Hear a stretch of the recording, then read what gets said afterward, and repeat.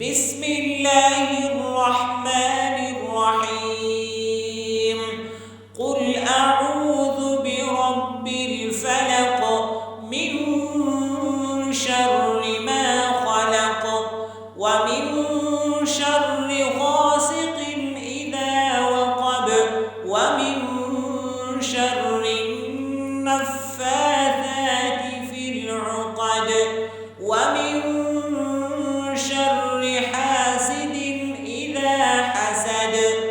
بسم الله الرحمن الرحيم. قل أعوذ برب الناس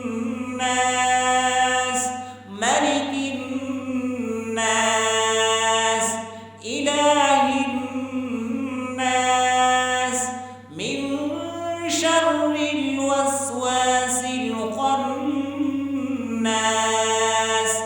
الذي يوسوس في صدور الناس